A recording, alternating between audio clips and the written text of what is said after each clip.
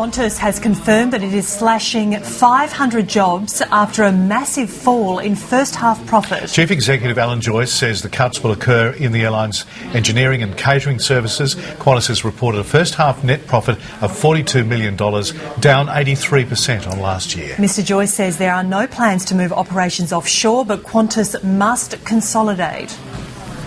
We anticipate that there will be 500 positions affected by the immediate changes that we have announced today.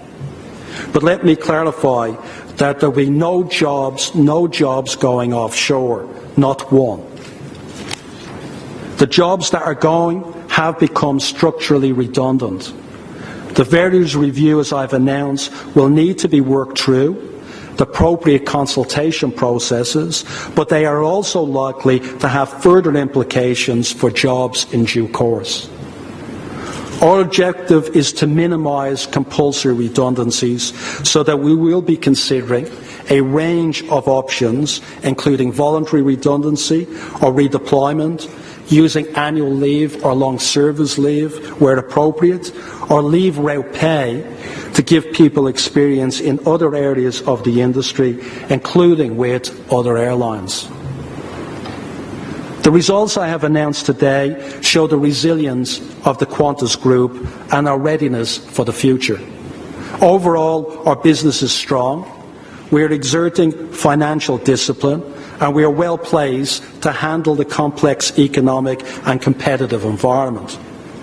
But as I said at the outset, the hugely competitive market and tough global economy in which we operate mean that we must change.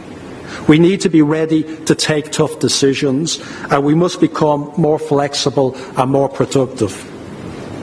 The Minister for Workplace Relations, Bill Shorten, has rightly urged Qantas to think about the long term in relation to jobs. It is precisely because we are thinking about the long-term jobs and the long-term value of this company that we are taking the hard decisions today. Qantas CEO Alan Joyce there. Let's go live now to Melbourne, where our Bureau Chief Aaron Young is talking to Steve Purvinas of the Australian Licensed Aircraft Engineers Association. Aaron? Yeah, thanks, Nina. This facility behind me has been open since 1971. Steve, you began your career here. What do you think of this announcement by Qantas today? Yeah, well, it's all very fresh. I actually had a phone call from Qantas management before explaining me some of the detail about what they're trying to do. And the thing that probably struck me the most was that they haven't announced today that they're going to close down one of the facilities in Australia. They've announced that they're going to review the operation with consultation with the unions, which is good news for us because we know that we can demonstrate, if we have a look at the figures, that these facilities are as cost-effective as any in the world. And so what about consolidation? That was the key word we've heard about the maintenance facilities. What does that mean for Avalon, Melbourne and also for Brisbane? Yeah, look, they've always looked at consolidating the Avalon and Tullamarine facility. We don't know necessarily whether that will be required after we've had a look at the review, because this facility behind us can put out a 737 aircraft faster than any other facility in the world, and they've actually reduced their turn time on the heaviest C checks here from 42 days down to 19 days, and when you're getting efficiencies like that out of your workforce, I don't know why there would be any need to change. The 737 is the workhorse of many airlines around the world, but the big question, of course, is the future of the 747. At the moment, that is maintained for Qantas down at Avalon. What do you think the future will be for them? Yeah, look, I think today Qantas have announced that they're going to retire a couple of extra 747 aircraft. So when they're retiring aircraft like that out of their fleet, it will lead to redundancies. But we think it may be an opportunity for the Avalon workforce who actually carry out the heavy maintenance on those aircraft to pick up some overflow work from the other Australian facilities.